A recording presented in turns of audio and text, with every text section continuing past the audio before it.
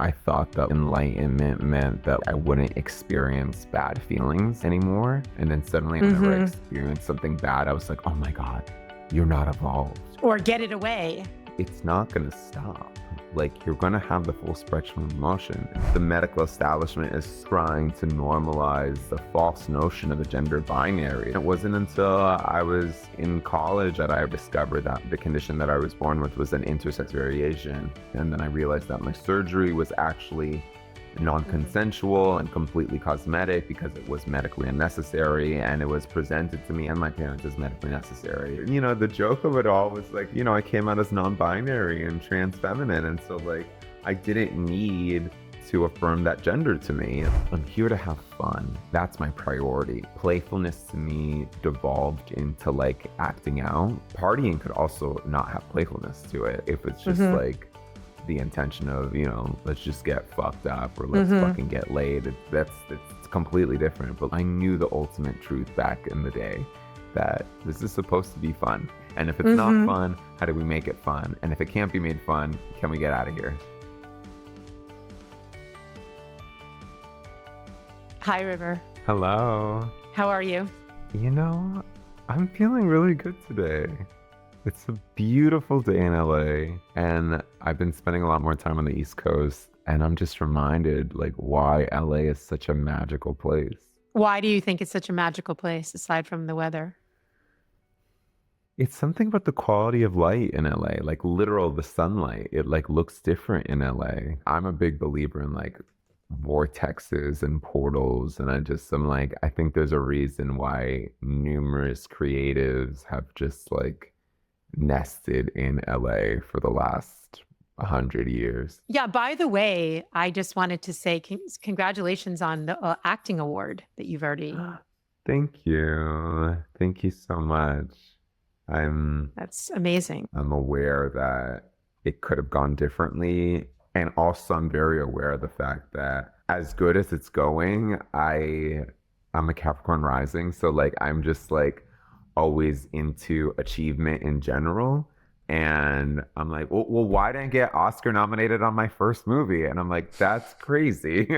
But it's just been interesting to navigate the just sort of like the fantasy, the hopes and expectations of what something could be, and then the accepting of what it is, and also the gratitude for like, this is amazing.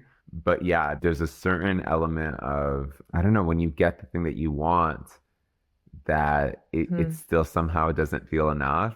And then I realized after this year of just like, well, that's life. That's always going to happen. And what a great first lesson to have with my first film of like I think Taylor Swift said in the Grammys last year, like the reward is the work itself, something like that. And it's true. I think it might be in the Bhagavad Gita, like we are promised like the work, not the fruits of our labor, but just the labor itself. And I think that's like a deep spiritual lesson that I learned this year. Just the fact that it's really not about the accolades. Like that's like a happy accident, but it's about continuously expressing. Right. And then it's not getting caught up in the results. And also, I think when you're looking too much for the results, then the intention isn't the same either that you put into something. It's true. It's true. It becomes about so many other factors. And I just wrapped up doing this play, and there were just moments in the play where I was just like, I'm so aware of what's happening right now that the audience didn't laugh at this part, which normally they do laugh at this part. And I'm aware of the fact that I feel insecure right now about what's happening. And I'm also aware of the fact that like my mouth is still moving. I'm still doing the things in the play, acting the part, but I know that I'm not as present as I normally am. And I know that probably the audience, it's imperceptible to the audience, but I know that I can perceive it. And there were so many times during the play where I caught myself doing that. And I was like, this is part of the work itself, that not every moment is perfect, like not every moment. And then you just get back on board and then, you know. Yeah, it's about the actual doing of it. Right. And you're constantly in life reminded of that because you achieve, just like you said, every creative thing that you do. I mean, every moment of my life, I'm always like, I should have done it this way. I should have asked this question, Yeah. because it's never there. No. And it's about your own growth. So you looking at yourself like that is a chance for you to look at yourself.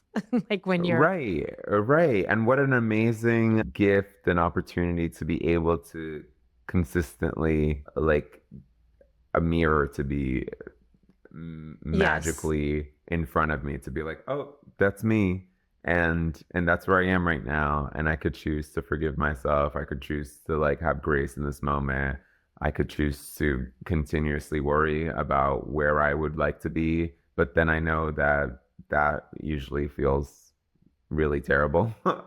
So I feel like I'm in a great stage in my life right now where things very much still seem like emerging and like I'm breaking through and gaining momentum in a way that I always dreamed of. And then also in this moment realizing that I want more, that I want to keep going. There's a certain dissatisfaction, but also it's like a blessed dissatisfaction because it's like, yeah, that would suck to have everything that I wanted right now. Like the whole point of life is to have desire, and for that desire to continuously like allow me to march through the day and want to grow and expand. And it would be crazy. It would be boring, honestly, if there was like a magic wand that just like gave me everything I wanted right now. And like a part of the struggle and like the challenge is just furthering me along that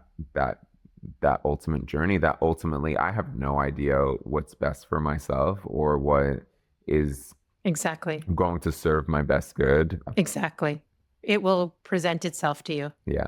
Tell me a little bit about what you're wearing and a little bit about what it says about you, or in general, what your style says about you, including your incredible eye makeup and lips and hair and all of it. I actually got this top when I was going through a breakup a few years ago. And I think at the time I was like, yeah, trying to be non-monogamous, as is a rite of passage for all queer people of this age in 2025. I was realizing that it hurt me as a trans femme person to be in non-monogamous situations because it reaffirmed a core wound that I'm someone else's, like the side chick, or like someone's secret, or someone like not being able to inhabit someone's heart completely, like that it needed to be someone's attention or priority or focus needed to be divided in a certain way because I wasn't enough, and that my femininity wasn't enough, and that I didn't know I had this whole story with this song. I love it. It's really a great story. Until now, I was like, I just wanted to like look cute today. But I remember buying this top post a breakup and just thinking like, I can own my version of femininity. I can own my version of like the girl in the fields, like, you know, the boho chic thing of like being in lace, the Laurel Canyon vibe. I can inhabit that and I could feel confident in my own femininity. And I don't need to be in a hurtful in a relationship dynamic that is painful to my heart. In order to affirm my femininity to myself and affirm my identity to myself. And that was just such a watershed moment for me to be like, hey, River, like it's enough. It's enough to be honest with yourself and know what you want in this world, and know that potentially that might be at odds with many radical, progressive queers who are all like, take down the, you know, all the hierarchies of relationship and gender. And I'm all about like taking down the hierarchies of gender and all that. But I'm like, it's okay if you want to be monogamous and want a person who is monogamous. And it's okay to express your femininity and not think that it's invalid when someone else isn't reflecting their desire and attraction of your femininity back to you.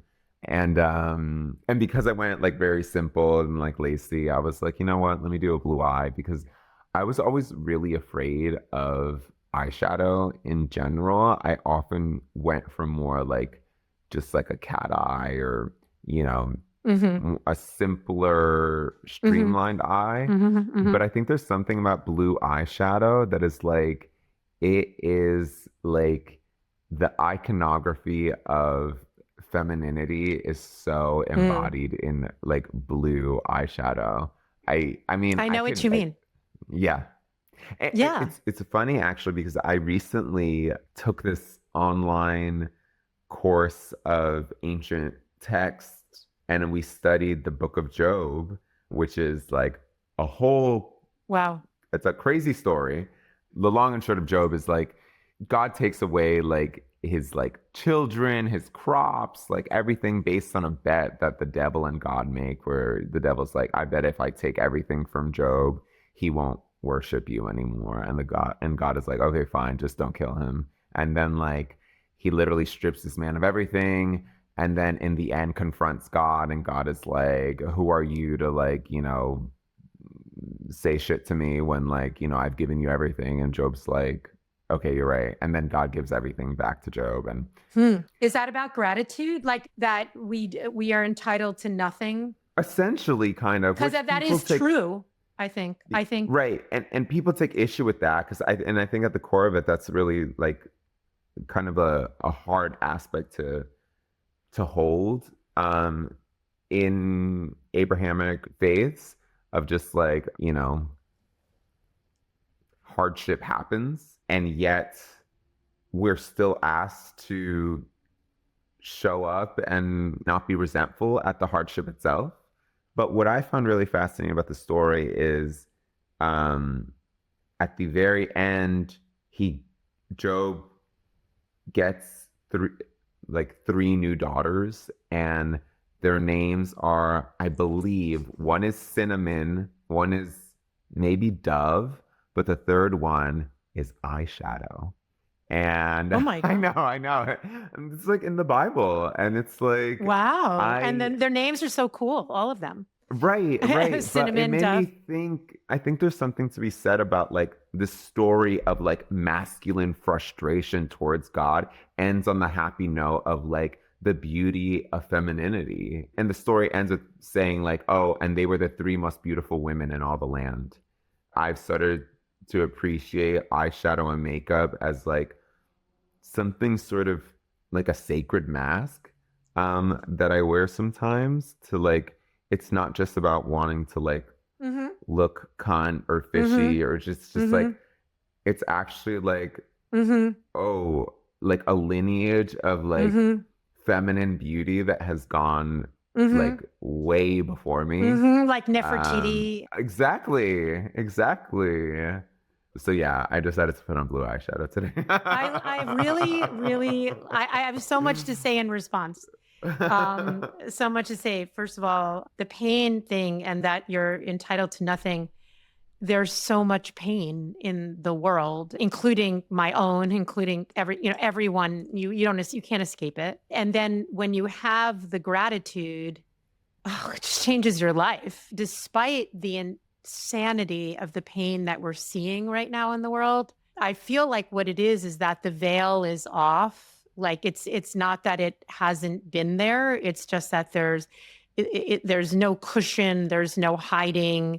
The whole thing has been torn, like has been ripped away. The cover-ups and the Yeah. hiding and the Mhm. lying. And at the same time, I feel we're ushering in a new era of feminine energy and opening and a real understanding of God and love and self love and what that really means and how much fucking work it takes to get there. I'm not talking about like fucking bubble baths. I'm talking about facing every single shadow. Yeah. And I feel like so many people have done that. And the conversations are so much more like this, where we just understand each other.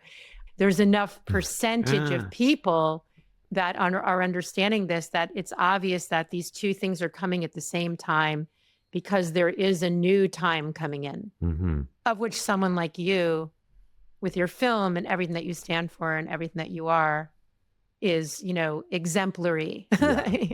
Like, I really feel sometimes this energy of like that I'm like on the precipice of something. I'm like, oh my God, like something's happening right now. And and in my little / big way is contributing to something like really large happening. And it's no surprise that the culture and the climate in my art is meeting this moment in a very specific, particular way, and that's no accident, and that there's responsibility in that. But also it makes me realize that like I need to take, as you were saying, my work, and I'm not just talking about my artistic work, but I need to take my healing like of utmost importance. I'm a sober person in recovery. I was talking to a friend of mine yesterday, and we were saying how like, sobriety and 12-step isn't for everyone, but like spiritual awakening is actually a necessary aspect for everyone to have in this lifetime. And you can tell when people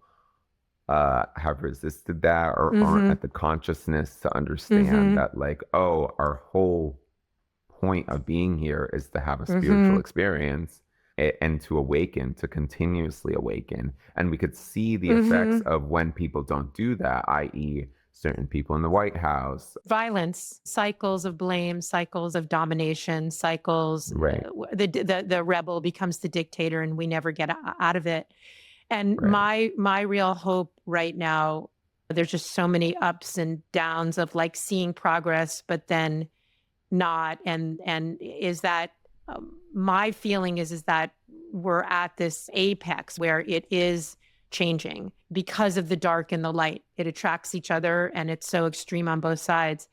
And I agree. I so agree with you. And I'm having my own personal awakening, like constant awakening. It's very intense lately. Like I literally can see the soul going, you're going to heal. You are going to heal. And this is how you're going to do it, because you're meant to heal. You're meant to heal in this life, and you're not going to be able to hide. And I'm going to keep coming, for you until you face this deep and utter terrifying pain, until you break free from this trauma, until you step into your autonomy, your agency, your belief in yourself. And one of the big things for me has been this finally getting kind of in the last year, God, love, universe, I call it love, what that means to be connected to it, what that feels like in my body. And it literally has healed me in the last year from a major awakening. And the whole year has been about connecting to that love. And the love literally has healed my body. But the most recent thing, even more intense, is the self-love that I've never felt before. I've never understood on this level, which is you are that love. You're God. You're the love, the God, the universe, the intelligence. You're the mirror to that. Like, of course you're supposed to love yourself on that level. Like, of course. Right. It's wild, mainly because there's the recognition at a certain point that you're like, oh, this is completely natural. Yes. Like, oh, this is how I'm supposed to be feeling. There was actually a few times when I was doing the play where I go into the scene where I go into the hospital and my dad's dying of cancer, and it's essentially our last scene together in the play. But I remember like being in the wings of the theater, reminding myself before I go in, like, it's just about love. Like, it's not about like, I don't have to feel sad thoughts in order to get in an emotional place. Sometimes the most tender and heartbreaking thing is the realization that the universe, that God loves me despite everything. That can make me break down. I mean, it makes me emotional just thinking about it right now. I'm like, wow, like, and I have the capacity to love myself and other people to that degree. To access it. Yeah. And live in it, so, and be available to it. Right. And not be in a state of blame and victimhood and stuck. Right. And that also the most exciting part, just we're in this moment where the changes have to happen inside first. Yeah. It made me realize like my sobriety is an act of protest. Like my decision to be in a community of people who are all like healing our own things, specifically to be queer people healing from addictions. I sometimes get so sad at the fact that like so many of our places of congregation of unity are around drinking and using. And it made me realize like taking ownership and agency over my body and accountability over my past and my relationships. It doesn't really matter, you know, what I chose to do or like what, you know, what poison I picked, but like it was about my actions and correcting my actions. And part of correcting action is, you know, like reparations and amends. And part of that amends is practicing principles that never meant anything to me. Like I never really considered being responsible.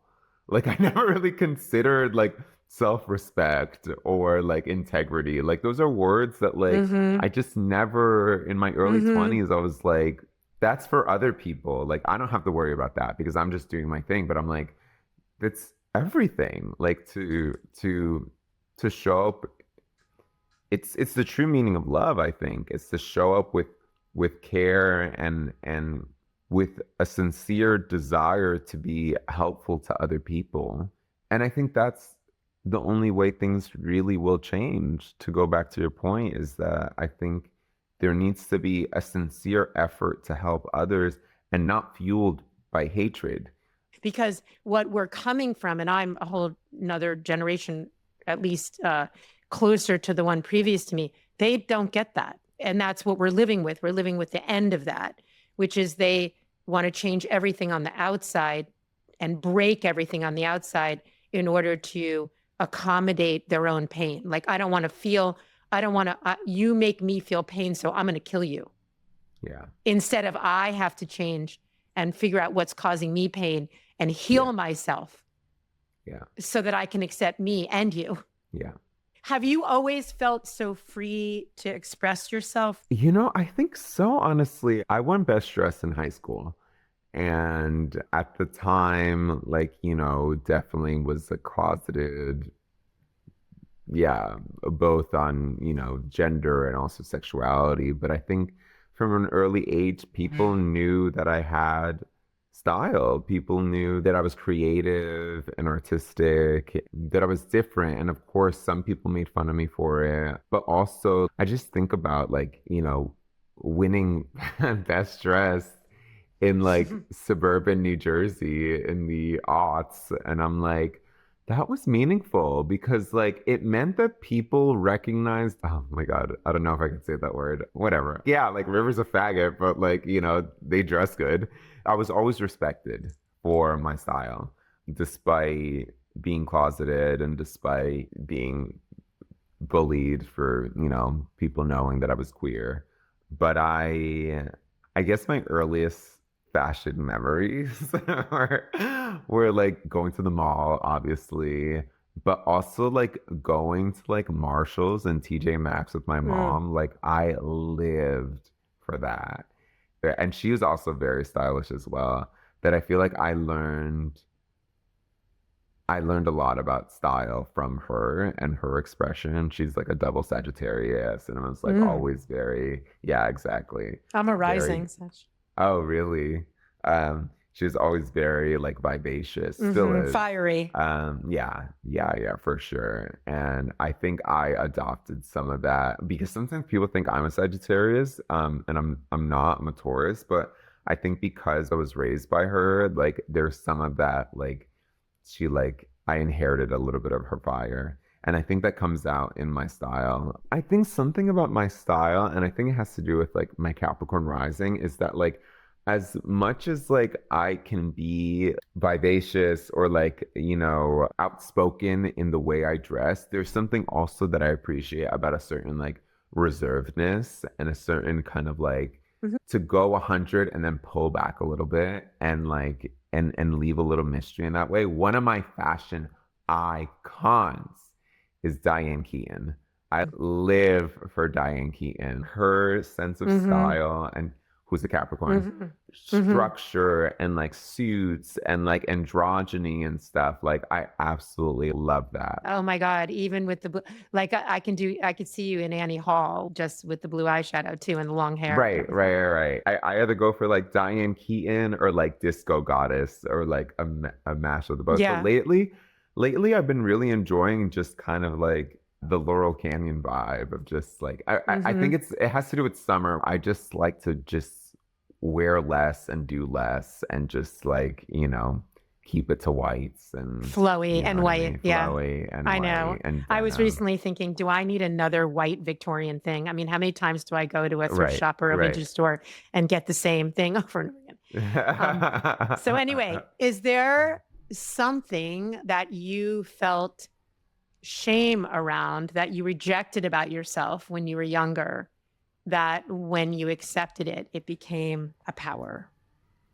Absolutely. I mean, my whole intersex identity was something that when I was younger, I was told that I had a condition called anorchia when I was 12, which meant that my testes were absent at birth. But then I was told that I was going to go on testosterone to like go through puberty.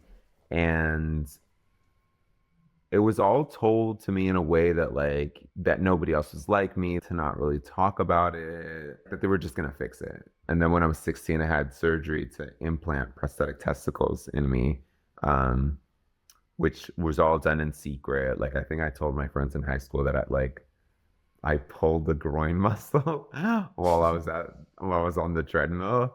I had to miss a few days of school and then I came back like on crutches and whatever the story. And I think for a long time I also bought into the narrative that like I was this wanted to be a normal cis man. And so I was like, yeah, I want that surgery. I want to go on those hormones all so that I would have a normal life later. And then it wasn't until I was in college around this time that I was, sort of a club kid in New York that I started telling friends in acting school.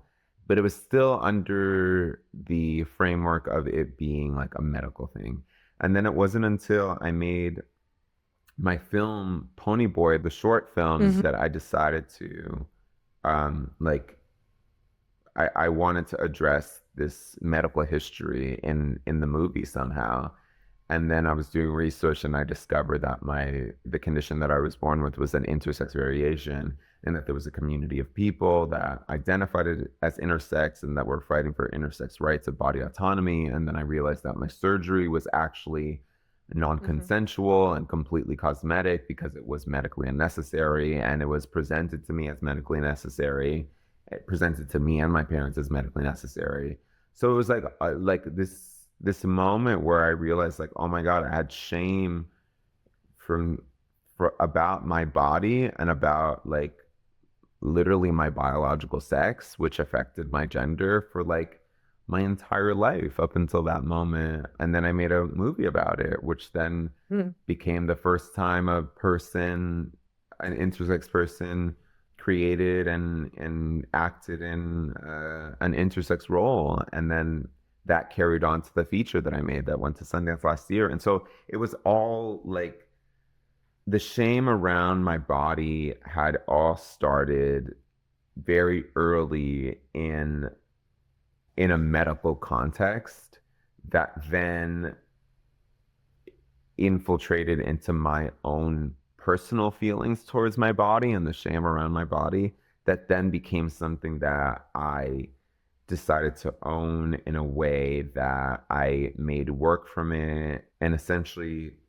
was the launching pad for my career and this kind of moment that I'm having right now with Ponyboi the feature and its theatrical release in June. It's like the closing of a chapter of,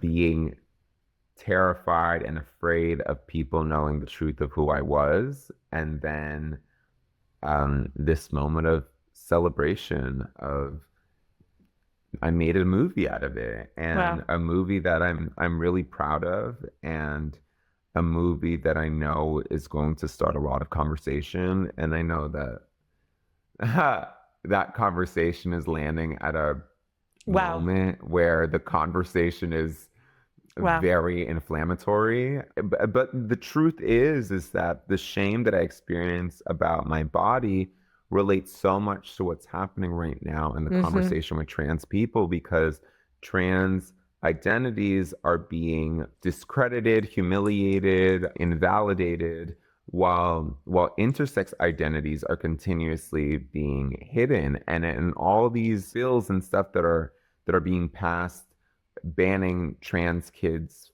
to have health care, to have gender affirming procedures done. There are loopholes so that intersex kids will continue to get operated on and will continue to get hormones that doctors think are medically necessary, even if, later on the child decides they're a different gender, but they had to start already a hormone that the doctor thought was right. So they're interrelated causes because Mm-hmm. it has to do with body autonomy and the right for each human to take control over to have control and agency over their body. And when I was 16 and had this surgery, I should have had the option to choose the surgery or not. I mean, if I'm to be honest, I may have potentially chosen to have the surgery anyway because I was, you know, wanting to seem like a normal man at the time.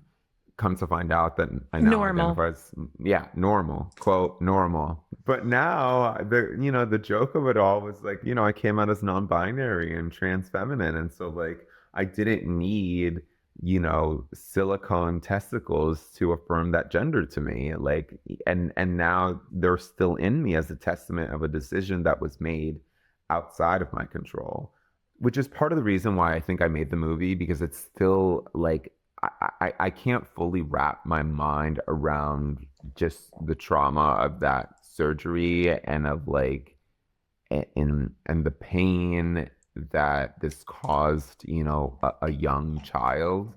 A 16-year-old is very young. How did you feel when you first became aware that you were different? And how did that feel?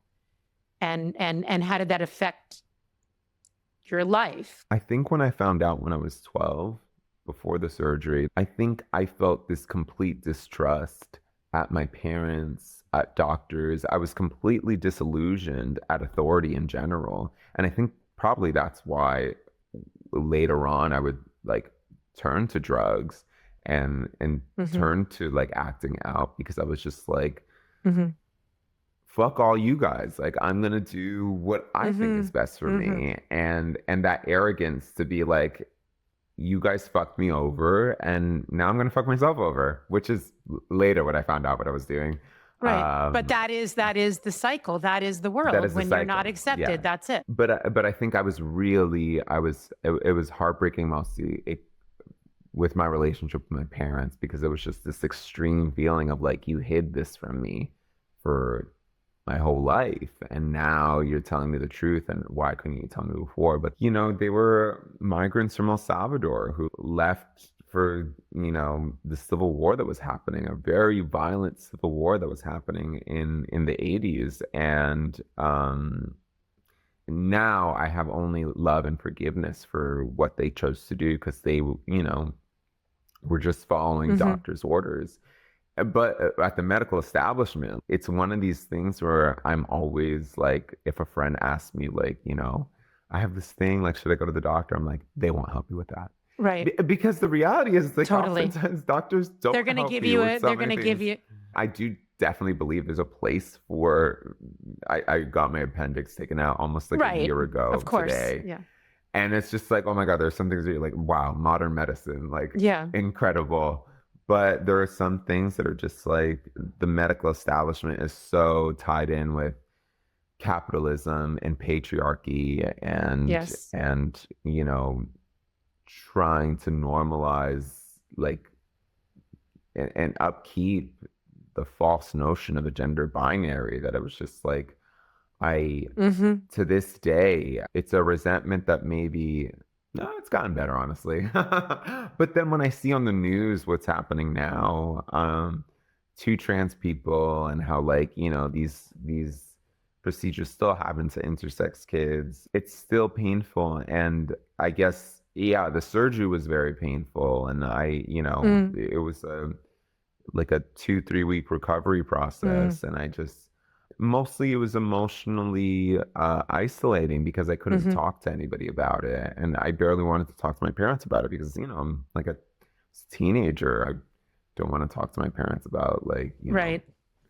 the secret surgery that we had together. I do remember I started seeing Yeah. a therapist um, on my own accord because I was like, I need to talk to someone about this. I think sometimes the most painful part about it was, yeah, like the loneliness. I absolutely um, I had moments at that time and then spells in later years of suicidal ideation. And you know, when the thought of like wanting out of this uh Matrix. world matrix is present, I think there's just no sadder feeling than that because I believe that heaven is here and now. It can Hmm. be, and I've experienced it, you know.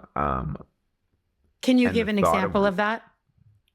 of experiencing heaven, actually, when I got my appendix taken out last year, um, my mom was with me. I was in New Jersey, and my mom was with me throughout the whole surgery. And when I came out of surgery, I literally like the first time I opened my eyes, it was 5:55 in the morning. I saw the clock. It said 5:55. And I looked at my mother, and my mother was like sleeping on a chair. And I was like on morphine. So so I was feeling like, you know, Right. nice and loopy. But like I just remember looking at my mother and like looking at the clock and knowing that I like left surgery alive. And in that moment, it just felt like it felt like she was just like watching over me like the way an angel would. Like it was like in this moment of like half awake, half asleep. And I was like love, like heaven is just a moment of an experience of true love. And in that moment, I saw like Mm. true love can be actually silent and completely still because all she was doing was sleeping in a chair. And I was No, but it says a in the lot. right, but it was the meaning behind it. It couldn't be a more beautiful explanation of what you're saying. And I think that the feeling that someone loves you so much, I'm going to guess that that's the feeling that you had inside that's enabled you to be able to go through such precious and fragile years of growing up like that, feeling that way, but to have the strength to turn all of that is still at such a young age that you are, like, to be able to go, okay, well, I'm just going to now make a movie about this. And I'm going to be like one of the first people out there talking about this. That's got to come from the heaven through your mother. It actually, yeah, I didn't even realize, but yeah, my mother has been, I believe that soulmates aren't just romantic and can be like a best friend, a family member, a pet. Like my mother is one of my soulmates. I think the beautiful thing about her being my mother, particularly with the things that I went through, she never went to my level of like whenever I was sad, she wouldn't meet me there. She wouldn't baby Mm, me. She would be like, things will be better. you're You're okay. strong. She would always say, she always tells me, you're strong. I think Mm-hmm. this is what she even told me when I was being like taken away to when I got surgery. Like she Mm, always reminds me of my strength mm. before sympathizing or empathizing with me. And it is frustrating as hell sometimes because sometimes I'm like, can you Yeah, just you just want to like fall meet apart. me? Yeah. Right, right. And I do fall apart with my mother, but she will like if she meets me there, it will be for a second before then she's like, you're strong, you're better than this. You're like, you know, you will prevail. And I think that Wow. I couldn't have asked for a better mother to continuously hold up a mirror to an inner reserve of strength Mm, that is available to all of us. And I think mm-hmm. talking about like, you know, love and the universe and like God and stuff, like that force Mm-hmm. that can transcend the challenge and hardship, like is Mm-hmm. literally ever present And is and endless, is endless. all Is endless. powerful, endless, infinite. There's 2 trillion galaxies in the universe, you know, like, Oh, really? yeah. That's insane. So when do you feel the most beautiful? Wait, do I want to ask vulnerable? No, let's start with when do you feel the most vulnerable first? I guess when I'm required to like do less or to be Mm. still. There was this experience I had when in the rehearsal process for the play I just did where I was getting really in my head about like who my character had to be. And then there was this moment where I was like, I have veered so not that far off, but I've consistently have tried to not be myself. And I was just like, why am I doing that? Like, Mm. why can't I bring myself to this? Mm. And then I was like, oh, right, right. Because sometimes, like, I think that I have this idea that, like, myself isn't enough. Or, like, I recently got diagnosed with ADHD, and I can catch myself sometimes when I'm like, I need to do this and this and that and that. And then I was like, do you? What if you just didn't? And then it makes me feel vulnerable for a second. I'm like, but I have to. I need to do things. And I think more and more I'm realizing like Mm-hmm. I've been a meditator for years, but I think there's something about just like the sort of like nakedness of being a body in space Mm-hmm. and with like nothing to do. Like something about like divorcing myself and my Mm-hmm. self-worth from like what I can produce or generate. And like that's scary to me, honestly.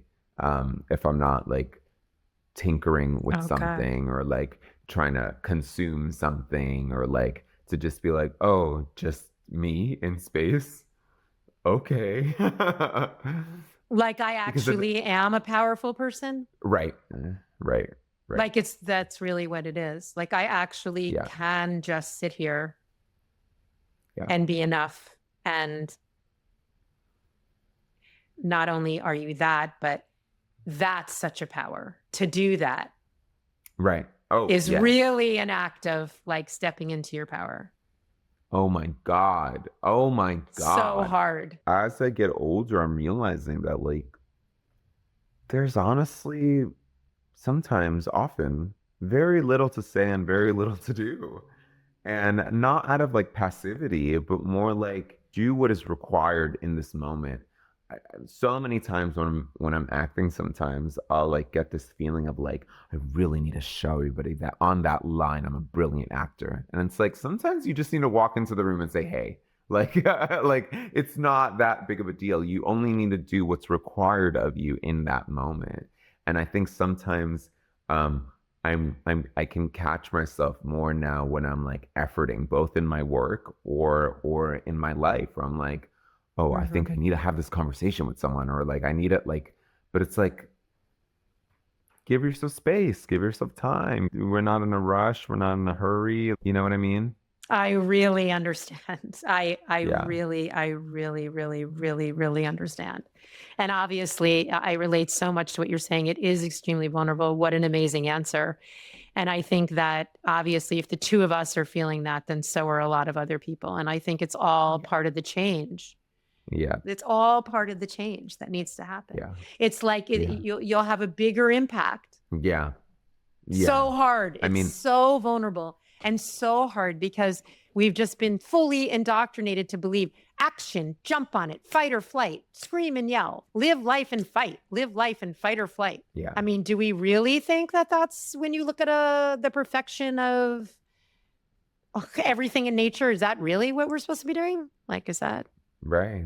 Though it's interesting because there's moments in nature that like lightning mm-hmm. does strike, a thunderstorm comes, like Right? an earthquake happens, a volcano, but it happens at specific moments. Like it's not storming all the time. Like it's not like most of nature happens Exactly. at an even It pace. course corrects. Right, Like right, that's the thing. Like if we could get more attuned, then we would actually make the course corrections that are right. necessary. Yeah, it's not that the darkness or the hard parts don't exist. They do. It's just a matter of how we integrate them and accept them and embrace them. Yeah. Yeah. And not chase after them. And chase after this external power Yeah. Mm-hmm. because you have it inside. Mm-hmm. Woo. This is my favorite thing to talk about. Are all your podcasts like this? I collect everybody. That's what I've been doing for 15 years. I collect all of the best people, in my opinion. It's all the people that, I don't know, I would like to say just get it. Lily and I say to each other, they get it. But it's also part of the healing for me. It's not that I think I get it. It's that I'm struggling with it as much as everybody else. It's how I'm learning. It's how I'm healing. Yeah. When do you feel the most beautiful?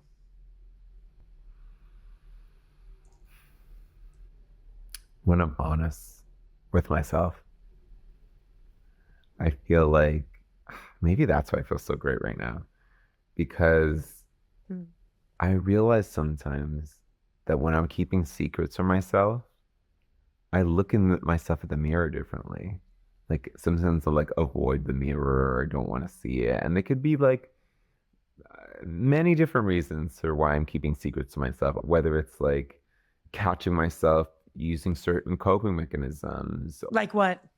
I don't know, like codependent relationships or like not having conversations that I want to be having, avoiding hard conversations. I can tell, I feel like I look differently when I'm avoiding that.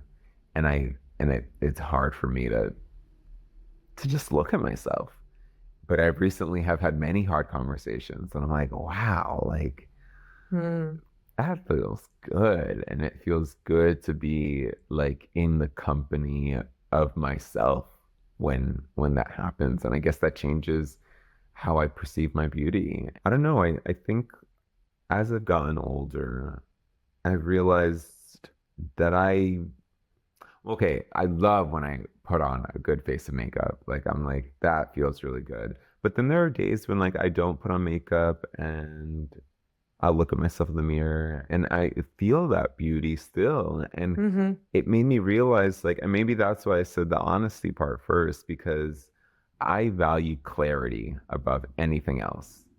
I value the ability to see something for what it is, to see myself, who I am. And I think that's the core of honesty is like, before being able to act honestly, we need to perceive honestly.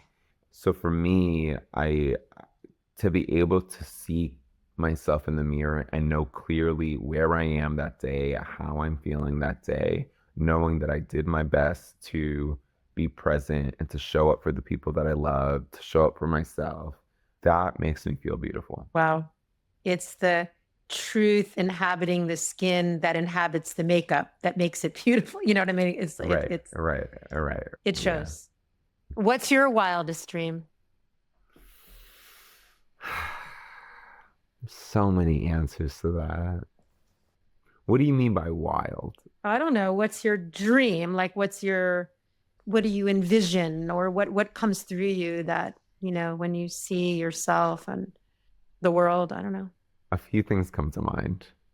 I'll give you the ones that normally people say because I'll give you, I mean, I want to win an Oscar. I think as political as it is and like as like whatever representative of what it means, because it could take on so many meanings, especially like now, for someone like me to receive an achievement like that and what it would mean to like my family and my lineage and where it came from, to know that I mastered the craft of filmmaking or acting. I'm not picky which Oscar. I'll take it for screenwriting, for acting, for I just think there's something to be said about getting to the top of my field and and that no one can take that away from me. I mean, no one can take anything away from me, anything that I've achieved or anything that anybody achieves, really. But I feel like I want to bring my mom to the Oscars. I Yeah, think to that be it's more seen. that actually. To be seen. Right, right. Yeah, to be seen, to be recognized for my work, and to have that moment with my family. I think that would be one of my highest dreams. But I guess in a more kind of like I want to have, a family, and I want to have Mm, a home by the water, and to consistently cultivate inner peace, hmm grow through the process of partnership with someone that I love, and creating a family and stuff. And I think those things, as much as like I like career and achievement is like really important to me, like there's something inside me that is also wants to be able to pass uh that legacy on to others, whether it's a family of my own, or whether it's um you know creating some kind of company, or organization that can continue on like what I've done. I just know hmm that it hmm needs to, or just being able to teach my children what I know. Like I just know that that's very hmm meaningful to me as well.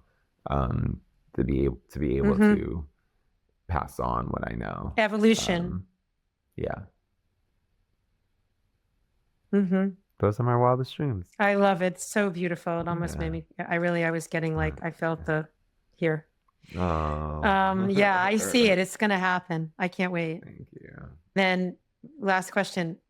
What would you say to your 12-year-old, 16 or 12-year-old, you could pick, self, to never change about them? I would say, um, damn. Sounds a little weird, but like to not lose your innocence, to not let the world like jade you, Mm, that feeling of fun and like excitement, like gusto for life, like to not lose that, because there have been definitely moments where I've lost that along the way. And I feel like in the moments where I like have that and I'm like, oh my God, it's so exciting to be here. Like that feeling of like when I first did my first musical in high school, and I was just like so thrilled to be like in the chorus and just mm-hmm. random Mm-hmm. village person number one. um, that sense of like of play, of playfulness, is just so much more important. I think playfulness to me devolved into like acting out, and devolved into like partying, which isn't play. I mean, there's a place for partying, but Mm-hmm. like partying could also not have playfulness to it. Like if it's just Mm-hmm. like the intention of, let's just get fucked up, or let's Mm-hmm. fucking get laid. It's completely different. But like the Mm-hmm. sense of like I'm here to have fun, and that's my priority, is how to make this fun. And I think that's something that when I was younger, I was so Mm-hmm. attuned to, and I think I'm just reincorporating back, Mm-hmm. knowing that like there was something that my younger self knew very early on about the fun of life. And Mm-hmm. it gets a little weird when you get into adulthood, and to remember that like, oh, I knew the ultimate truth back in the day, that I'm supposed to have fun. This is supposed to be fun. And if it's not Mm-hmm. fun, how do we make it fun? And if it can't be made fun, can we get out of here? My therapist said to me recently that the only way back to that expansive place is giving the child what it needs. It's integrating all of you into one, that you're all of you. When you do that, rather than feeling shame and tucking these parts of yourself away, and then you're functioning from this place of hiding or lying or stuffing down or running from, you can't expand. You can't be in Yeah, this expansive place. You've got yeah, to love all of yourself. Then life, it can be fun, even with the pain.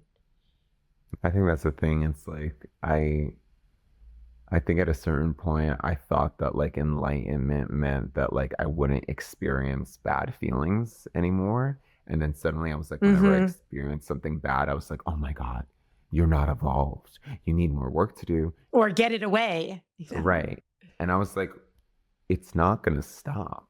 Like, you're going to have the full spectrum of emotion. It's just like, how can you make this Mm-hmm. a gentle experience? And then Yes. just continuously pivot towards lightness, towards love, towards fun, And not to get also so back down. yeah, and the big thing, the big thing is feel the feelings. Feel Yeah. the feelings and just feel them. And then you go to Yeah. the other side. Yeah. Woo. Yeah, it's like that's the big one. That's the big one. Yeah. Thank you. Thank you. You're first of all, you're so beautiful. And the whole time I'm like, Thank you. wow. And Thank you. yeah, and but inside and out. I mean, Thank you. so thoughtful, every answer. I appreciate it. Thank you. I'm Thank excited so for you. I'm much. excited for the film. I'm excited for everything. Thank you. Can't wait for the Thank Oscar. you. Me too. Thank you so much.